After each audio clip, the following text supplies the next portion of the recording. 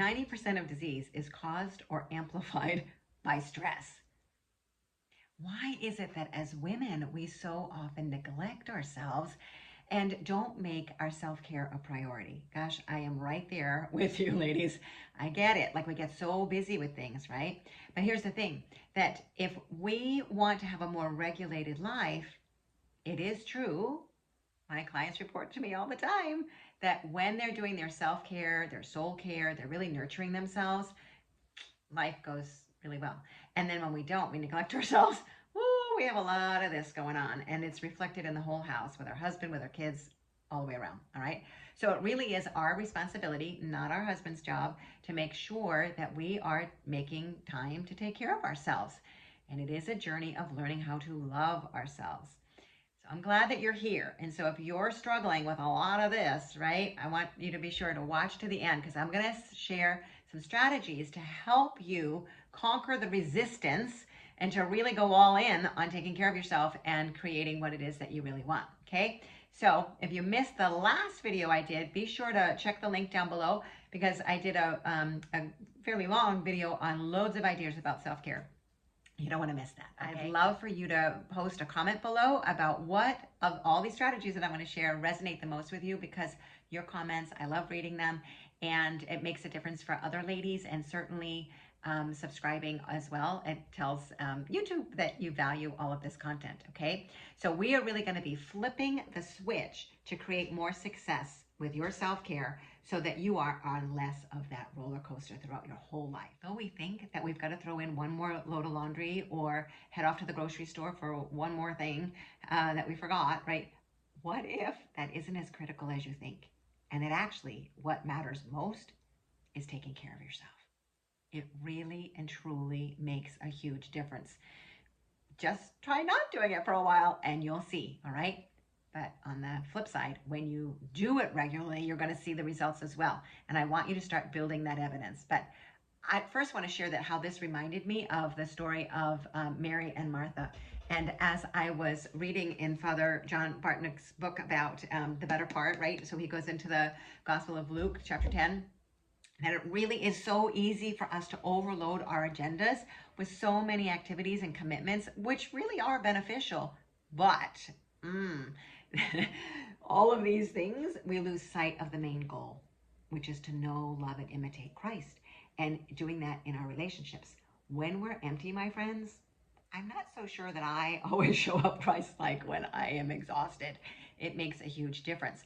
So only really making Christ the priority, that is what's going to give us the most meaning in our lives. That's what's going to give us the joy that we are all seeking. And if we are separated from the vine, we cannot bear fruit. So what if self-care, or soul care, as I call it, truly is that secret ingredient that's going to make a huge difference in your life, in your relationships, in your marriage?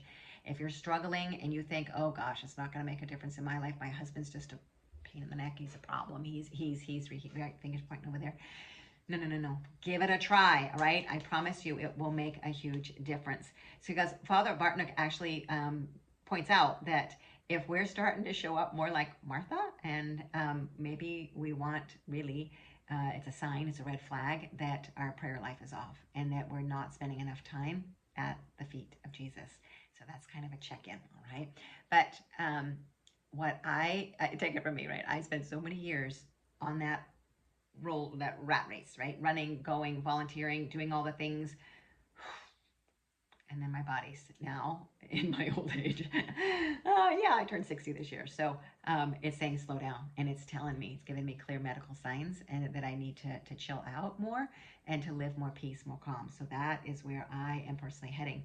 But I'm going to share these strategies with you, and I want you to tell me down below which one resonates with you the most. So number one really is starting to have those small focused goals. 3 things a day, ladies. If you can do 3 things a day that nurture you, that's going to make all the difference in the world.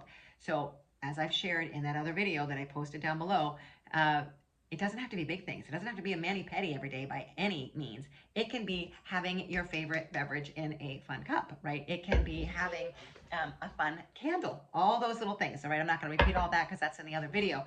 But if you can start to make it a habit where you're committing every day, it's going to make a huge difference for you. Having a pattern. right? So getting that self-care tied into something that you're already doing. You brush your teeth every day. So maybe during that time, you, in your mind, pause and think of 10 things that you're grateful for, or keep going. However long that little electric toothbrush goes, think of gratitudes, right? Or maybe while you're waiting for the coffee to be brewed in the morning, you have your devotional there as well, so that you're able to make sure that you get your prayer time. Or when you're in the shower, crank up the tunes. Have it be routine. Mix it in with things that you're already doing.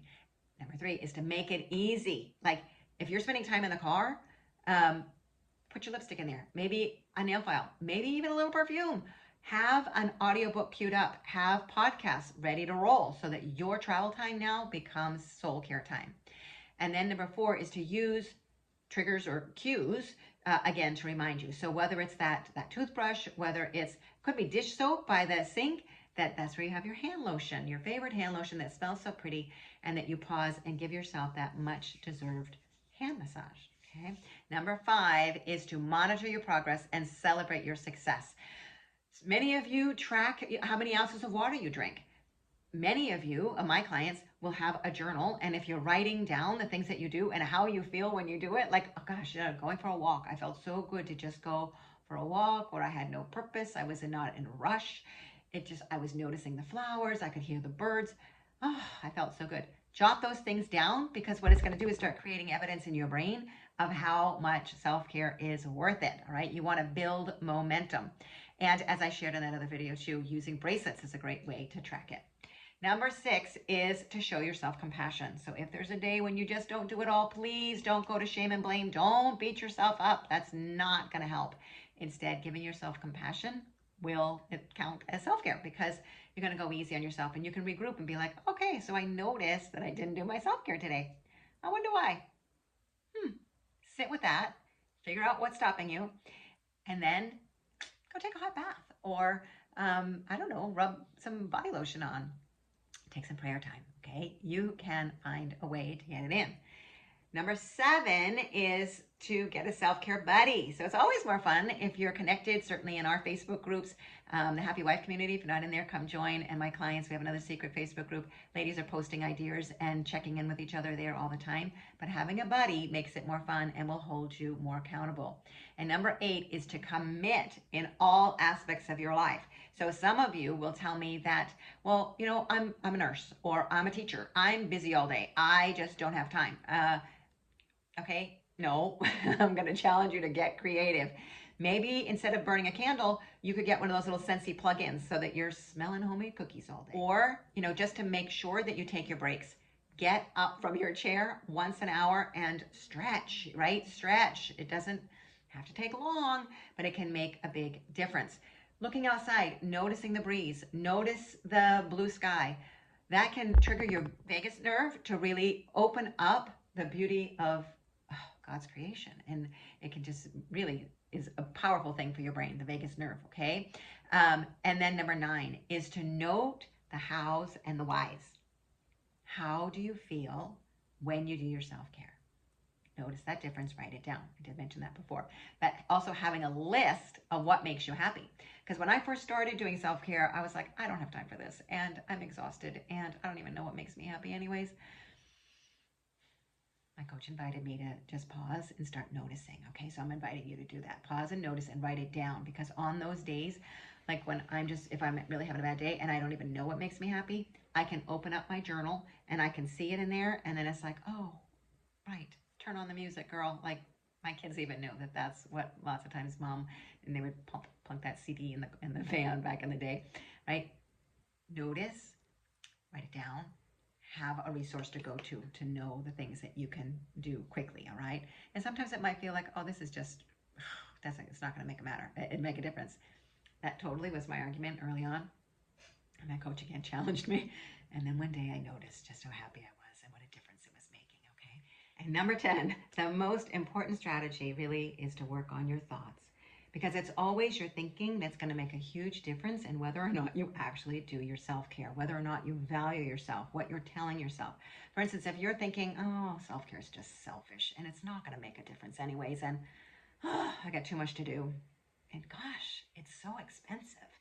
I don't deserve that. I can't do those kinds of thoughts are definitely going to sabotage any efforts to make your self-care a priority. Okay, so you're going to be setting yourself up to neglect yourself and further disconnect from yourself, from what it is that your heart needs, because that is what this is about, is pausing, looking within. What do I need? It might be a nap.